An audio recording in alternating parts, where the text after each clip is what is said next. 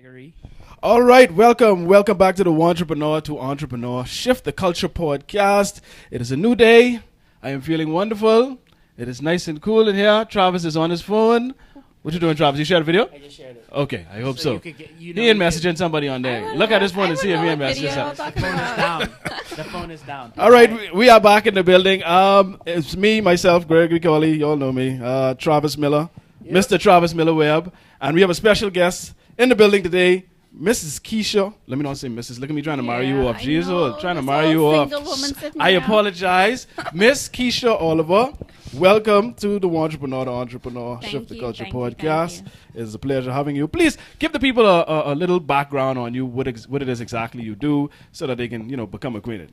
Well, I am, I guess, an artist. I'm a writer and a designer, and I guess that's where my entrepreneurial skills lie, really. Because I freelance as a designer, and I'm actually employed full-time as a assistant professor in art at UB. Awesome. Artist. Yes. All right. Creative. I used to draw back in the day, and you don't believe You that. still draw? No way. No, I stopped long. I just get tired of things too fast. Okay. Unfortunately, I Me do too, something for a though. while, and then I just get tired with it. I can appreciate that. Yes. So what we're talking about today is a topic that usually gets people a little upset and mashes some corns as well, because it deals with basically cutting people out your life. Wow. So we're going to discuss. She looks so concerned just now. She's like, wow, what I signed up for. Yeah. Yes. What it is separating engines from anchors. I was watching some videos the other day, and I heard the term. Someone said, you have to separate the engines from the anchors. And what it basically means is you just have to separate the people that actually propel you, help you to move forward, as opposed to the anchors that hold you down. You understand? So it's all basically managing your circle and keeping the right individuals in your circle. Nice. So let's discuss it. Has that been a difficult thing for you, or have you had to go to it in the past where you had to get rid of some people because you realized, well, this person really ain't contributing to my life, so I might as well distance myself? Have you encountered that as yet? Travis?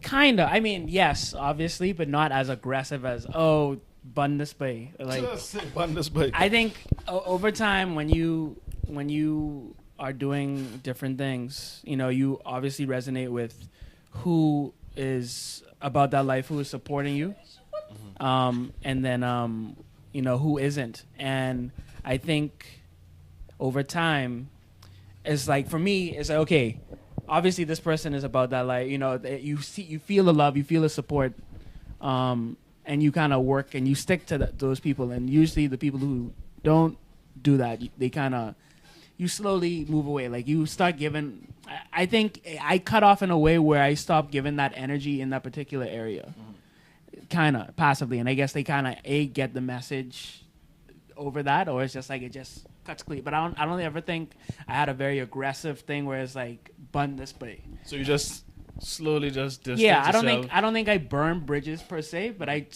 don't cross that bridge and find another way around, essentially, kind of. Gotcha. Yeah. Keisha, how much people you don't have to cut off now? I lose count. Oh, wow. Awesome. I need to give you a round of applause. A lot of my hands wasn't full. I would give you a round of applause. No, I think it's all about the way you, I guess, communicate, how and why the relationship is kind of coming to that point and to that end. And sometimes people reassess and they reflect and they actually want to reconcile. But I think it's all about growth. We often talk about, not just in business, but just in life, that we kind of outgrow people and we outgrow relationships. And if we can kind of like identify that as a reality, then it shouldn't be any, bad feelings or ill feelings in that respect. But It's business. Yeah, it's just business. Yeah. It's nothing personal. And I think a lot of times people, particularly in our culture, they get in their feelings. And I was about to say, because you can say that. I mean, it's all fine to say, okay, well, that's this is just business. It's nothing personal. We could say it's nothing personal, but oftentimes people don't take it that way. No. Especially this day and age with all these sensitive people running around. Yeah. I mean, I don't think that's just a culture. Like, that's a human thing. Yeah, as human well. nature.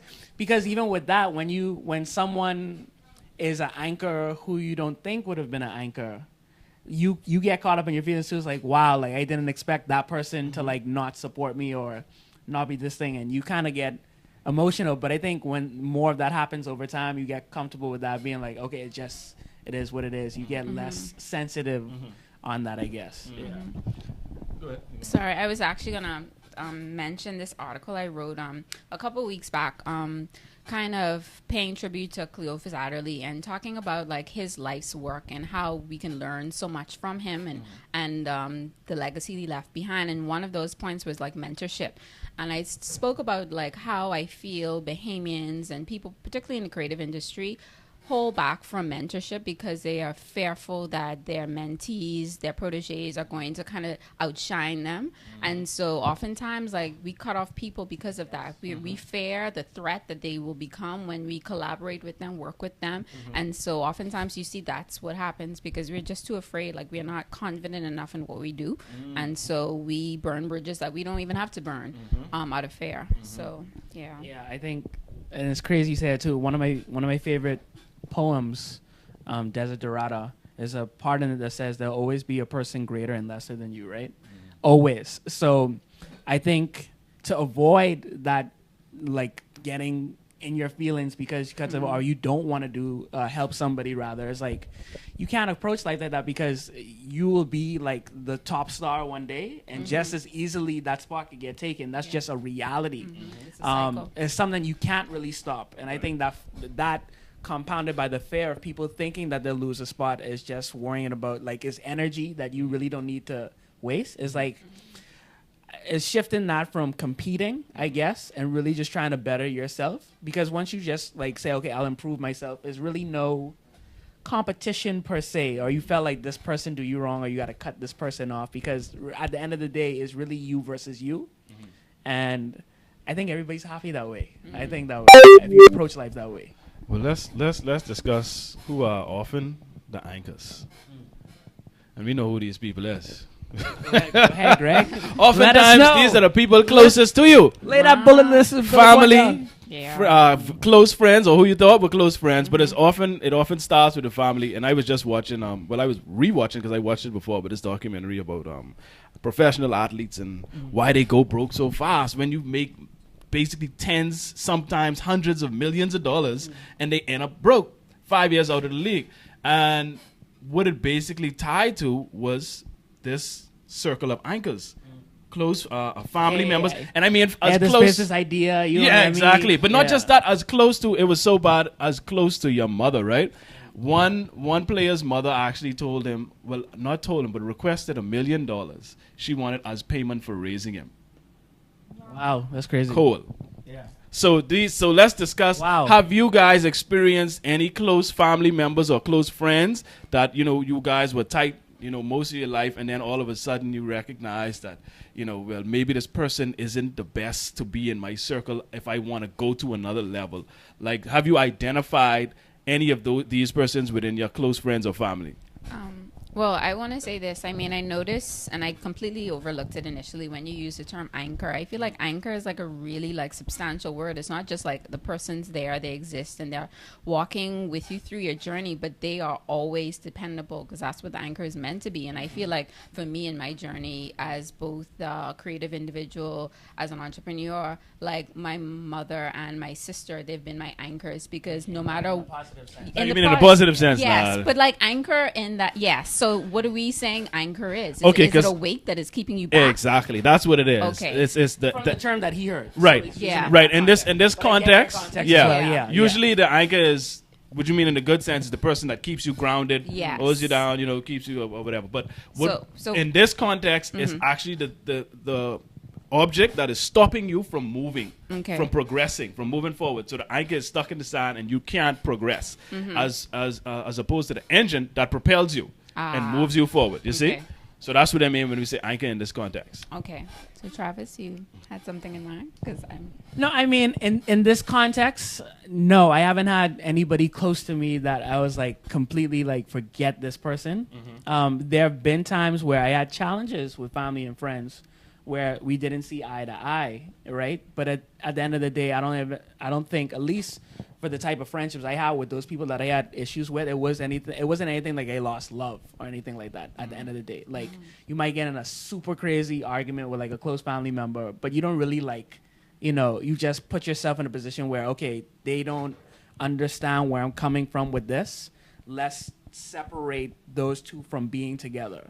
So in a sense, the context of that stopped the anchor in that. But I mean, they've always supported you in different ways and different versions. You can't let it get too personal with what you're trying to do. At least not yet. Like I'm not a millionaire yet. Probably down the line. Stop lying, Travis. You know, down the line where money gets more of an issue, you might have some like ties that have to get severed. But fortunately, I haven't had that yet. And I think for me as well, is I've been very fortunate to be aware of the type of relationships that I'm getting into, whether it's professional or personal, that, okay, this ain't gonna work, or this will be a little bit of funky, so let me not even try to put that energy there. But some people get in traps and end up going down that route with people. Man, I thought y'all not fortunate, man. I have interesting stories. I want to know how y'all tell them I done getting ready to hear the story now. Keisha, give me something. I know y'all had to cut off somebody. Don't sit here and act like y'all didn't have to check somebody. Because I feel like, too, the cutting off element seems so harsh. It seems so like. But let's say distance. Let's say distance yourself. And this is what I think. I feel like what you do as a smart person, as a smart entrepreneur, or an individual who doesn't want to damage the future, what you do is you may distance that person from your journey, and so you may show them that you don't really appreciate their commentary, their their influence over what you're doing, but you still value them as an individual in your life. And for me, when I look at that, it's like parenting and being like a creative. And we always talk about it growing up that as an artist, as a creative, as a person with ideas of innovation, we are not encouraged to pursue these as a young person. And so for me,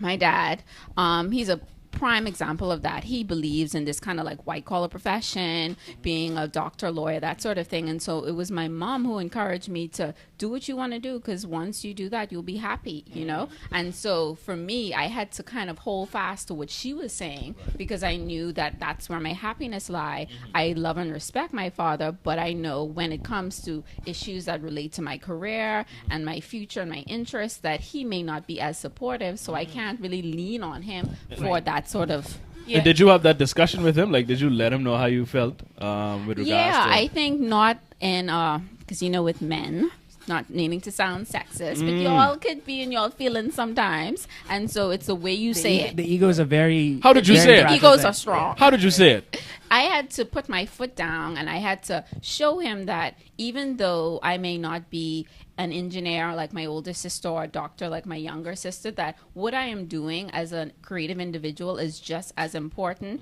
as a contribution towards national development, as a career path, and so forth. And you have to value that, and you have to appreciate that. And I think for him, it's not even me having to say that, but me showing him now in my journey and my success. I'm proving him wrong. Yeah, and that's a very big point. It's like, because at the end of the day, who really could hold you back besides you? Exactly. And like, and that's whether in your decisions to do something or not do something.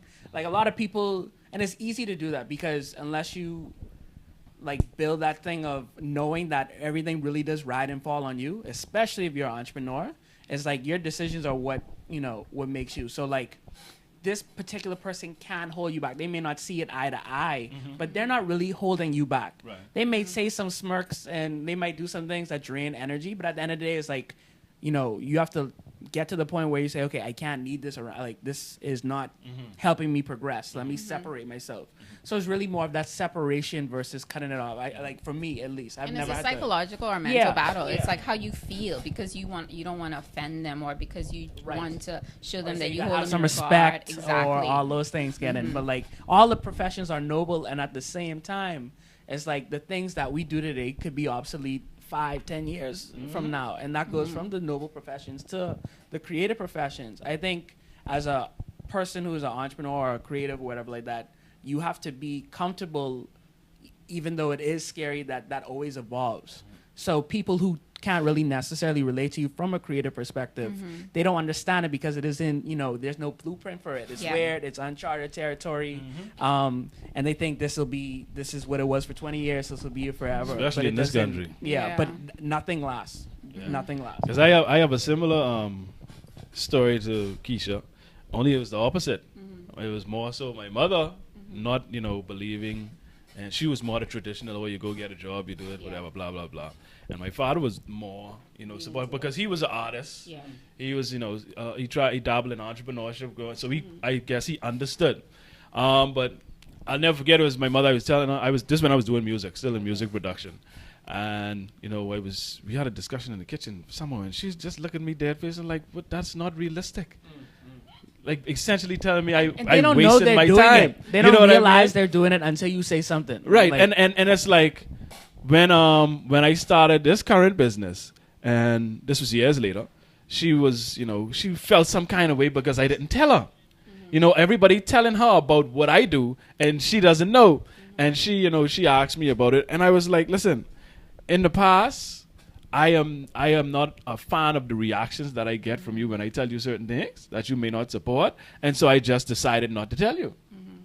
And in their defense, though, I know this is going to seem weird to say, but in their defense, it's like a generational cycle. Because if we think about the time and period that their parents would have grown up in, and how oppressed they were, the values and the aspirations that they instilled in their children are kind of now being watered down or being passed on in a way that it still has some bearing on what their parents told them. And so now they teach us, or they show us that this is the way we should go. So I feel like our generation now are more liberal in our way of thinking. So our children, we would be more inclined to say it's fine for you to pursue a creative career path. It's fine for you to do this because of the transition in that kind of generational, like, set on values and what we should be doing. And I think we don't think about it, and like we don't hate them for it. We have conflict with them often because of it, but it's like a generational thing that we have to understand. And again, it's really, I mean, unless you have a parent that really is trying to like get on you, at most parts, there's some level of them wanting to protect you. Yeah. Some level. Yeah. Yes. Like, it's just like, I don't want my baby to fail, or, and that may tie their own ego, because, they don't want people around town talking about, whatever that may be. Yeah. But just going to your point where you're saying, like, now we're more lenient with our generations coming forward, I think it's because that we've learned, one, there's so much opportunities to do different things now, and I think we still boil down the necessary things that you do need to do. You need that hustle. If you want to survive. Like, I think before it's like you need that hustle in accounting. You need that hustle in lawyers. Yeah. And nothing else. But now you need that in everything. Yeah. And I think once we have that foundation, I think the generations that come after us will be more flexible with things. Yeah. Now, tell me, when you think about, success in the future, are you concerned that you may have to distance yourself from some of your closest friends or people that came up with you, if you recognize that, we'll say, okay, the relationship we had to this point was good for what it was worth, but I want to now personally take myself to this particular next level, and I don't foresee you contributing to that in any way. Like, do you ever think about that, like, having to deal with that in the future? Why should friends... How do they meet? Why is your friendship important in your business? Well, it's not necessarily in your business, just in your life period. Okay, in your life. Yeah, not necessarily in your business, because you have some people that you just happen to be friends with for a while, and you just came up, maybe you all went to the same school, had the same classes, or they were in your neighborhood. We don't plan to be friends with people. It's just something that just happens. You know what I mean? So it can happen in various ways, where someone is your friend for a long period of time. But then, like, what happens, what I tend to hear from people that experience a great deal of success, what I often hear is like their close friends and families all of a sudden like change. Like they now become some object for them to, suck off of. Yeah, well, I think, first and foremost, people change. Like, I mean, most definitely. People evolve over time, and like... And we need to stop making it like it's a bad thing, because we like to say, people like to say, but you get rich and switch it. And I guess, and that goes into like... Exactly. Well, actually, you have to switch to get rich. You have to change some gears, right? I think when it comes down to your core friendships, I think those core friendships, hopefully they'll always be with you. You know, they don't necessarily have to contribute to business or anything like that. Like, you know, like for sure. like Adam, Kay, Oh, no, for Myron. sure. Like, I don't see them all the day, but those are like my rocks. Oh, and when I say Yeah. and take note now, when I say like engines or like that propel you, it doesn't have to be Yeah. monetarily No, in your no, business, no. just in life, because you may be going through something and they may be the one to give you that call that you need and be like, yeah, man, everything will be all right. You know, just give you those words of encouragement. That's propulsion. That's pushing you forward in some way. So don't think strictly business. You know what I mean? Yeah. This is your life period. Yeah. So you don't have to necessarily pay me or bring me money. It's not like, okay, if you ain't bringing me no money, then I ain't want nothing to do with Right. you. No, it's not like that. Well, that's the first time you recognize that. Yeah, as I mean, long as yeah. you're positive and you're bringing some sort of positivity to this relationship. That's what I mean. So it doesn't have to necessarily be monetary. You're bona fide friends, so them Yeah, like they- you say, they- they don't yeah, go nowhere. they don't I really mean, go you could be anywhere mad with with them, and they will still be there. You know what I mean? Like they bona fide. It's just those that are seasonal. We realize that they are seasonal. They are in your life for a purpose, for a time, Right. or for whatever reasons. But I think that for me, that's what it comes down to. Now, if you want us to get specific, I need to think with that Yeah. and let Travis speak first. Yeah, before I mean, but before it's this, the same- this show cost me it's- lose some yeah, friends. No, but it's really the same thing. I mean, like, and your friends, they change over time. Like, you Yes. might not see a close friend, not a core friend, like a close friend for years, but then y'all catch up and it's like nothing happened, or like Right. y'all, and you'll find it so weird that you'll still be in the, like, as you evolve, y'all be at that same level because they hustling, you hustling, and stuff Right. like that, and you could always come back and kind of meet on that. Now, I think what should happen is you should always audit your friends. All right. Or- Tell us or about your that. circle. I think because it's like everybody may not be into what you into. Everybody have different tastes.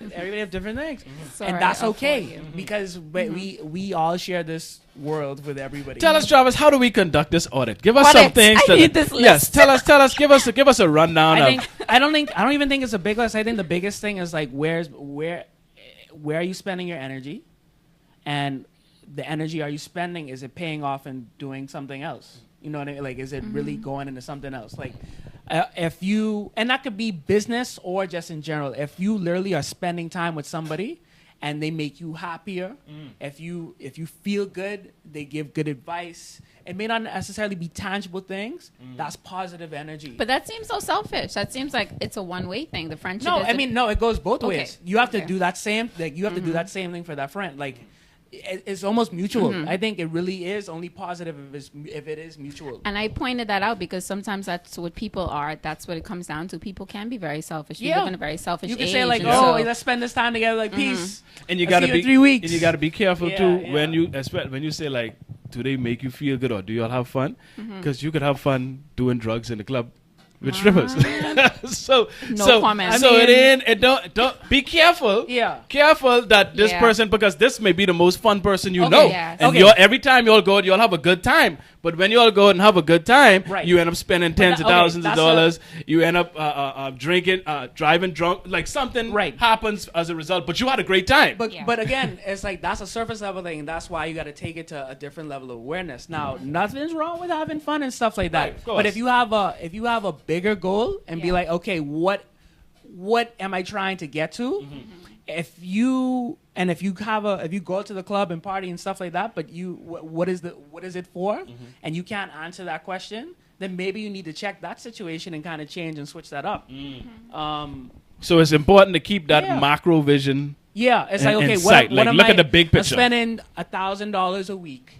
What is this going into versus doing that? And ironically, if you have higher goals and then you start putting them into place, or let's say you try to get those goals, you put them in place, your habits start changing, and then you realize through that, your friends be like, hey, why you don't go it anymore, or why you ain't doing that, and then you have to ask yourself that question, like, oh, I wonder if this person was really just having a good time, or they think it's weird that I'm trying to either eat better or like not going out and drinking and stuff like that. I think when you actively want to be better for yourself, and you will see the difference around you in terms of who's for you, who's not for you, all that. But you gotta have a higher goal. I think if that's like a checklist thing to have, like where are you trying to go, and then those things under that, where your friends or where you're trying to go, kind of fall under that. Yeah. Interesting. Okay. So now we know how to conduct an audit. Yeah. What's your goals? Well, I ain't gonna lie. I don't have I don't I keep- ain't have plenty friends. I have plenty I friends. just gotta say, I don't keep plenty people around me like that anyhow. I don't know, and I don't even think it's like some strategy or something that's planned. It's just that I think someone told me what is it? Ambivert. Because I can be quite introverted and be quite fine, but I can also tap into being an extrovert when I need to. You know what I mean? So it's and this one looking with the big eyes. But anyhow, but it I wonder if that's just how I am, that I don't really like to be around people I'm very all similar, the time. but I think it has a lot to do, and maybe there's some study that speaks to it, like the fact that when you're so driven and so focused, and then you already have what you need, you have your family, that's what encourages you and pushes you. And I feel as we get older, I don't know what age you guys are at, but Travis old. Don't worry for that. so I'm at the age now in my life where I don't need to do all of the partying. I don't need to be out at every art event. But what I'm looking to focus on right now in my career and my journey is things that allows me to is the time that I need to do these things in my own time. And so you need your own time. And so I feel that for me, it leads me to being an introvert. But like you say, I can kind of go out, I could have fun, and I could be around people, but I like being around myself the most. So Yeah, I think that's probably Travis it then. is the only one with plenty friends. Yeah. Travis got plenty friends. Plenty friends. And it's fine. Listen, that ain't a bad thing. Travis, you ain't got to defend it. No, I'm if not you getting got plenty offended. friends, you got plenty I friends. just like to clarify. Got I am many friendly friends. with a lot of people. At the end of the day, I believe in positive vibes. First and So foremost. what? We ain't? You trying to say we ain't? No, I'm not saying that. I put y'all in that. I believe in but if Call someone me- is you call like, me grumpy. if someone is always like downing somebody for literally no reason, that's like, boy, I can't be around you, Dread. Like, I just can't be around that all the time. Right. Yeah. So it's like, that's like a barometer. Okay, can I chill with this person? And then the next thing is That's like, a part okay, of the are they audit. trying? Yes. That's a part of the audit. Are they trying to get somewhere in their own thing too? Not necessarily my thing, but Right. like, are they trying to push? It's like, because that's energy I feed off of. Like, could I work with you for 8 to 12 hours because you doing your own thing over there? I feel that energy versus trying to be around people that always complaining and stuff like stuff like that. It's like, and it's binary. It's weird from a computer perspective. It's almost binary to a certain point. Is this person, about their life or not about their life? Yeah or no? If there's a no, then what action do you do there? Versus Yeah, they may be about that life, but not the life that you about. They about a different life. So that's how you identify the ones that maybe I could distance myself and it from. ain't these. rocket science where you just know where you Yeah, like. if you're paying attention, Yeah, because don't hurt people can yourself. let their emotions get the best of them to keep people around, and also those people tend to throw shade, or they may be petty, or have petty comments to try to make you feel bad or guilty for distancing yourself or making adjustments in your life. They try to make you feel bad about it, and we just human. Some people tend to give into those things. Yeah. You know what I mean? Because at the end of the day, we still need we need that tribe. We need people around us, right? It's just like, I mean, as social Yes, that's animals, true. Yeah. we like you might need successful people around you. You may not, like, you still need like a group in order to grow. Whether that's customer, like you need a people. network. You need network. Yeah. So but just ask yourself some questions, some hard questions. All right, now Yeah. before we go, let's address the whole get rich and switch thing, right? Because people like to throw this around. But I ain't get rich yet though. That's I can't answer that. no, not yet. But you notice you don't even have to be rich for people to throw that at you. If they don't see you as much, it's what they say. Why don't you get rich and switch it? Yeah. So it's almost like automatic this assumption. expectation that if you make it to a certain level, then you're gonna leave them behind, or just really cut them Exclude off yourself. and neglect them. Let's address. Is that the case, or why do you think people have this mentality that these things go hand in hand? With success comes you getting rid of the people you came up with. I think before it speaks to the reality, it's like that brain fart. When people ain't seen you in a long time, they be like, you put on weight or you lose weight. I think it's that kind of response. like, wait, hot dread. Yeah. You think it like that? No, I think that often that's what it is. It's like they don't know what to say, and that's what they say But first. I think there's a degree of truth, because when they say you get fat, and oftentimes you did put on some weight. No, and so I'm just saying, I think that's what it is. a Bahamian thing, and then the truth of it is the fact that it's a two-sided coin. It's like people speak to it, and they almost feel like they should be a part of what you have now, and they feel like you left them behind, like you said. And so it's like envy. And then the positive side is like they're trying to make you feel guilty. It's like it's a weird kind of two-sided coin. But I feel, for me, I've never had that said to me, but I've had the rich people. You see me, I'm so But then modest. that's mostly because you don't hang around a bunch of people anyhow. And yeah, so loner, on live Facebook. my first time. If you Greg alone a lot of shaming the me. times, I mean, you really ain't got much anybody to say that to you. You know what I mean? Exits to the left. No, but yeah. So what happens is, I feel like if you may speak to those who may have this kind of like this public platform where they're doing a lot of things, where they're seemingly earning a lot, they can speak to that in I guess a more substantial way. But for me, it's often the fact that it's like, if that is said or something like that is said, it's like, you feel you better than me. That is what that's how it comes across. And you, even though your actions may not even say that, it speaks to this issue, this social issue of that. Just because I'm aspiring or I have an ambition to do something and you are not doing it, this is how you're going to respond to that. And instead of you allowing my journey or whoever's journey it is to encourage you to say, you know, I don't have to be doing this thing that I don't want to do. I can go out there and do other things because this person is doing it. So I feel like we have that culture where we don't just allow people to inspire us. We just prefer to sit there and be complacent and grumble and just be like, you know, whatever. Yes. And then say you get rich and switch. Mediocrity. Yeah. And people, I can tell you now, if somebody say that to you, if they say you get rich and switch, bing, there goes your anchor.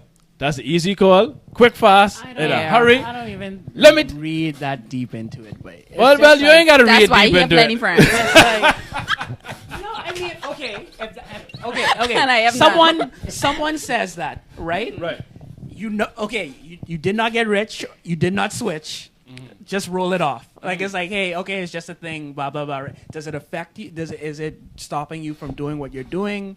No, but what I mean, at the end of the day, again, it goes back to, like, you have more control than you think. Are you going to let what somebody says? No, and there's ain't nobody letting nothing affect you. What I'm saying is, so my approach, what I'm saying is that they say that thing, or like, oh yeah, you know, you're gone and you do all these weird. I mean, it's like, okay, whatever.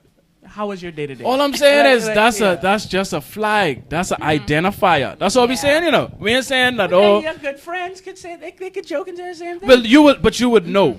It speaks to something though that they're really thinking about. Again, Exactly. It's just like any word you say. How are they saying We don't it? just say these things most of these things just for nothing. Like you said, a lot of times there's a bit of truth and actual feeling to a lot of the things we say, and we try to couch it in a way that we feel it would be more receptive. You know what I mean?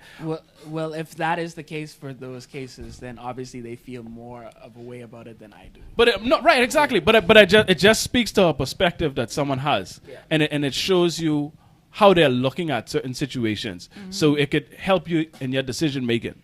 And when it comes in your to audit. Right, and your audit. This is something that you take down in the you put it down in the audit and you say, okay, often makes these kind of remarks, blah blah blah. But let's be real, right? Real time. And I have a theory, right? Okay. Because I ain't rich yet neither. Me neither. But Travis, you're rich, I'm not rich as well. I am not rich as well. No, guys. but as you make more money, right? You tend to do more things. You tend to get involved in certain things, and you want to share certain things with people. But not everyone that you want to share these moments with is at a certain financial level and able to do those things with you. So this is how I look at it from a different perspective, because you look at rich people and you're like, all these rich people just hanging out together and they don't check for the real people or whatever. It's because they want to be able to be social, go to certain places, do certain things, and there's only a certain amount of people that can afford to do that on a regular basis. Let's say, for example, if you successful, you have a good amount of money, and you just pick up, man, I want to go to Hawaii with my friends, man. And you tell your friends, well, I got to work. I done been on my vacation for the year. But I just pay this bill, so I don't have the money. But you want to go with friends. So you have to go with people that could also pick up and go when you're able to go. You know what I mean? Right. So I think this kind of separates people when it comes to success, and oftentimes is looked at as the person being brand new or switching on you or whatever. When a lot of times it may just be that, listen, I just want to hang out and you to work all the time. You know what I supposed to do? Wait till you get off from work and be able to work myself into your schedule. Yeah. So oftentimes they look at these people as villains and, look at them as, they cut off all the people and switch up on them. But it's not always the case. Yeah. So just something to take into consideration. Not everyone. You do have some people that do get brand new now. Oh, yeah. With some money, they get brand new. And that's the battle that they got to face eventually. Yeah. You have those people. But celebrity status. Yeah. But don't mark everybody with that, that bad thing. I mean, like, in jet, like saying that, right? Like, one thing I was very conscious about, like, if you go back probably years ago when I would be that one posting about like this fancy ass dinner or like Jordans on Instagram and stuff like that, and I've become aware that okay, I worked to a place where I could afford those things, not necessarily a lot of people around me, right? And social media is a very edited life, so you don't know how one person may be affected by, I like, damn, I got to get to that place. Or they feel like, they're not doing as better as you. So I've been very conscious to like post less and less about that. Yeah, I mean, I might be blessed to do those things, but everybody doesn't need to say that. No. I tell you all he was rich. I'm not rich. I am not rich. That's all we had, Travis. We get what you say. Oh, my goodness. Well, anyway, but yeah, be very, very conscious about what you do and how it affects people. Awesome. All right. Well, let me go through a couple of these comments. Kalis Adams says, Greg, what does your shirt say? Kalis, my shirt says, losers make excuses and winners make adjustments. For those people that watch this show, that's what we end every show with. That is our philosophy, at least my philosophy. That's yours, Travis? Winners make adjustments. That's part. Well, that's my philosophy. Travis ain't trying to fully commit. Travis won't have a sweetheart relationship with this quote. But that is I'm married to this quote. This is what I live by. Losers make excuses and winners make adjustments. Stop making excuses and make the necessary adjustments to make things happen. And you can order these shirts if you would like one. Go undertherug.com/shop. Have them for sale. Plug. Yes, go right there. They're for sale. I have some. For sale. Yeah. Yes. So I mean, if you like it. Shirts go to support and getting new equipment. Yes, so we yes. could, If you enjoy the show, increase this is the a way to podcast. support. So we don't just come to you with a bag and asking for a handout. We ain't got no 5-gallon bottle with paper tape up on it asking for donation in that way. You could get something once you give some money. You get a nice shirt. So if you really like it, let's see how serious you are. And go right ahead and purchase. Or you could contact me, 804-5219. Gigi Miller is watching. Rhea says, best graphic designer ever. Ever. And I've used many good ones. And I want to piggyback on that. Because Keisha did some work for me as well a couple of years ago. Very efficient. I know, right? Very prompt. We have history. Shameless plug. Listen. Shameless plug-in. Yes. Shameless plug all around. Listen, today. I was impressed. I was like, finally, a Bahamian that's reliable, fast, and reasonable, and good at what they do. I'm blushing. Yeah, so that the big plug for Keisha. Keisha does a great job. And I got some more work for you anyhow. We can talk after the show. All right, what else we got? Keisha says, Kalis is... Okay, you tell me what Kalis said. Kalis says, please put up the link for the artist. Keisha, you know the link for Keisha stuff? Okay, cool. Yeah, I just going through this. Calling Travis Pocket. Mom, you know about Travis got money. Kalis Adams is also trying to... Kalis Adams is also trying to define the cutting off term. He says redefined boundaries. Yes. That's how he looks at cutting off. That definition. It's a nice, a softer way of saying it. More receptive. You put a little bit of ketchup and hot sauce on it. You dress up the food a little bit. So people could eat it. I endorse that one. Yeah. So that's essentially what we meant. Yeah, essentially. Travis is not all. How you know that? Anyhow. Dawn says not all friends were meant to be there forever. Also says sometimes people think that if they aren't around you, you have left them behind. All right. And he says, Dawn also says, I like the shirt though. Losers make excuses, winners make adjustments. Well, Dawn, like I said, if you like the shirt, let's see how serious you are, my buddy. Purchase 1 or 2 or 3. I don't care how much you buy. I get them if you buy and I get them. And Rhea Williams, this is the KO lady that does the day flyers for us. Look at they have a conversation in the comments. Shameless plug. Are you the KO lady? I am embarrassed. Are you the Too KO much. lady? I'm not prepared for all of this.